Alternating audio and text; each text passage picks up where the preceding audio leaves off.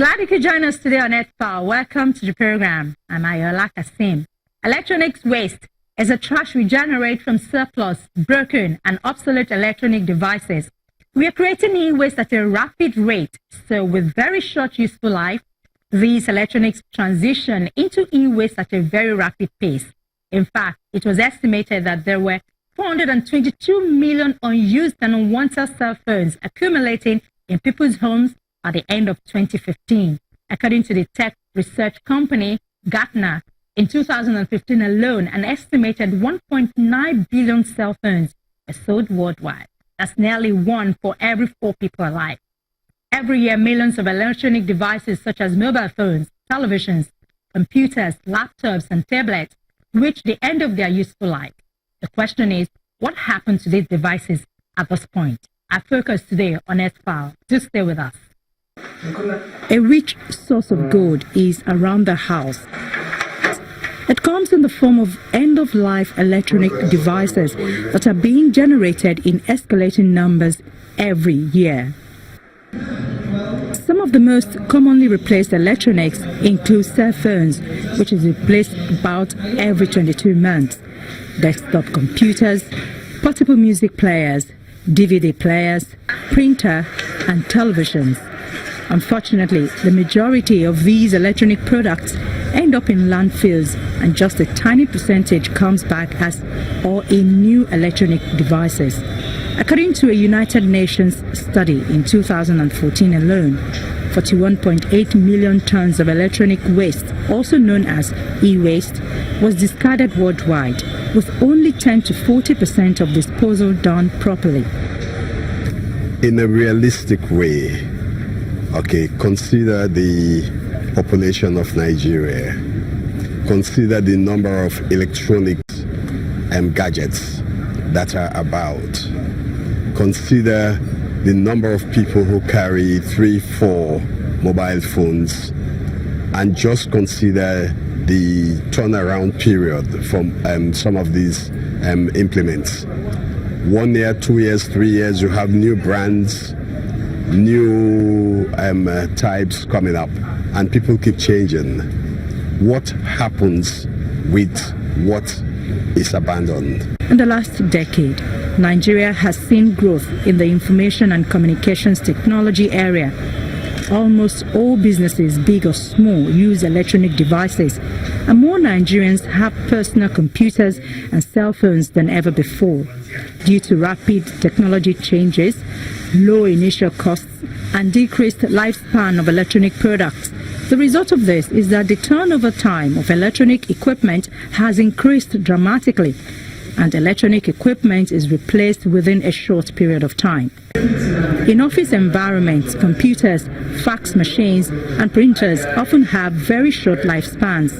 It is estimated that thousands of tons of e-waste is generated yearly by the corporate world in Nigeria. Large amounts of e-waste are either stored away or are dumped on sites across cities.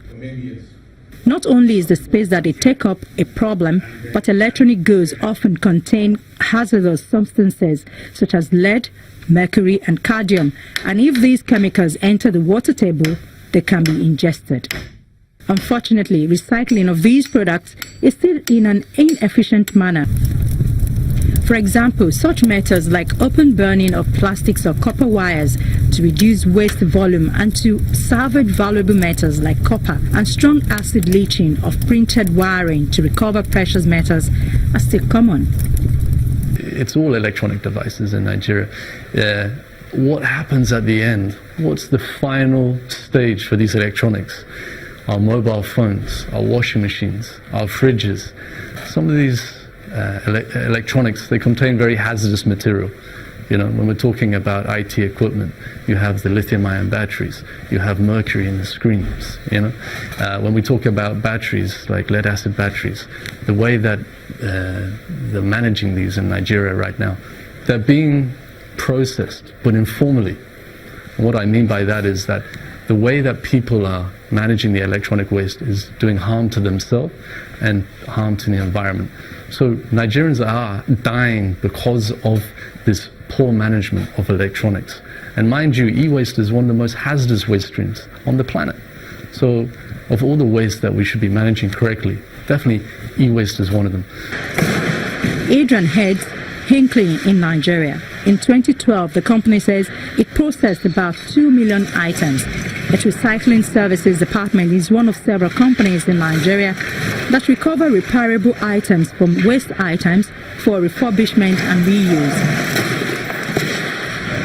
So we, in 2011, took a decision that we have to try and do something to prevent this electronics getting into the wrong hands and being managed informally, and put a more formal recycling process into place.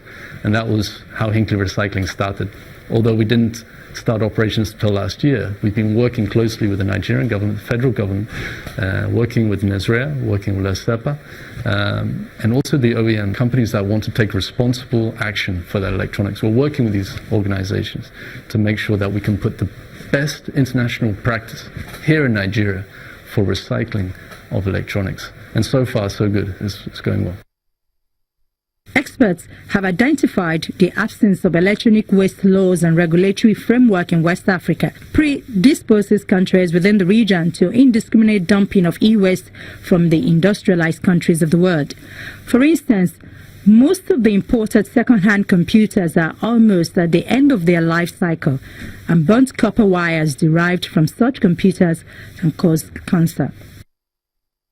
The difference between us and the informal sector is that we extract the hazardous material, ensure that those hazardous materials go for further treatment under environmentally friendly practice, so that they don't end up in dump sites, don't end up in the illegal dumping sites.